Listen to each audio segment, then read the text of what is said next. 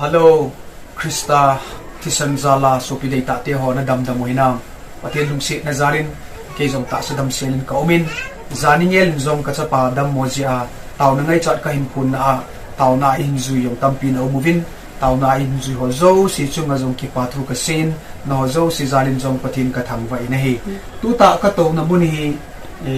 enhun na munahin, si tunin ha kami ringi, palhungahin kanawin. Lowa China palhungan sa din ito hin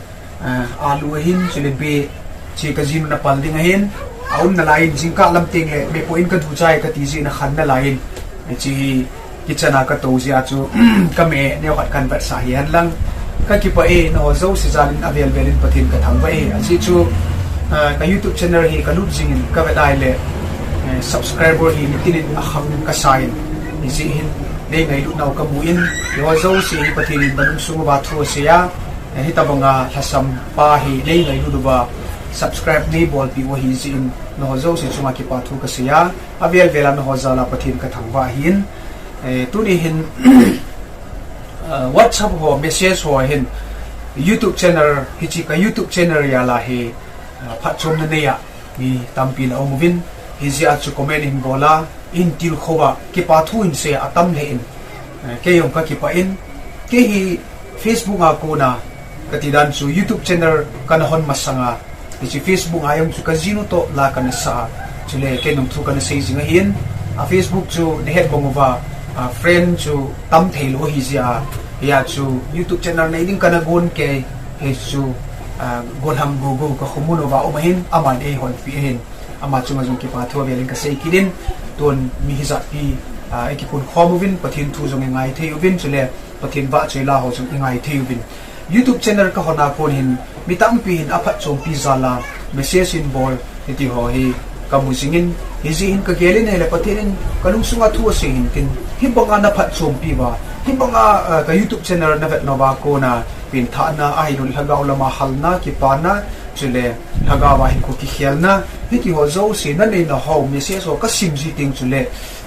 kin ka gel chu ipiti bangamin phat chum pia hi hewai kin sum ka mudi ham ti hi kan ki velin ya chu ken jong chi YouTube channel hi taw na kaman pi jinga hi ton hona hi chi YouTube ma sumu na ho jong che nge ken jong sang som le sang izar ha chu kamu mane ra chen ka gel le mina phat chum pi dan chule na ho zo si ka su pi ti hon hi panga phat chum pia itikin hewai sum ka hol dem ka tia pakaya nga taw na ailul han jinga hin ko kamanin hiton honin jong tinin subscriber yung na pungwin chule negative ko na ho jong ka sindo jing na lain hija hi na ho zala pathin ka thangwa chule hi ka YouTube channel ra akiso ho jo si na ho jo sia tinga hitil kho na chule hagaw lama khantung na hin dinga ke jong chin luma taw na ka pan jinga hin advertise hum lo jin message in bol jong na omovin ipitia monetize na bol ham tia ain sei jong khalani inbox a intake song omin is so na gyal khilo di wohin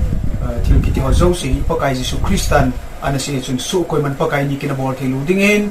atin thu hil inaneyuvin ya chu kelzong kabol na hi pakai ni kinhilowa ai chu sumyong hi pakaya si hi ja chu hichimu na dinga kinet na chu hilowa no zo si nangayuwa pathim thua na phat chum pi bai chu ke adinga to ga hi thil dinga hichikinet na pa yo chu kadale hi zoin ya chu ken monetize ka bol wohin hi chong chuna ne he thim di wohin na ve te mo le hi YouTube channel hi thangcha ka so pi paw hin taw na man pi jinga he ti hi na su mil na lo di ba chong chuna hot ka ga si yan lang chule a che na dingin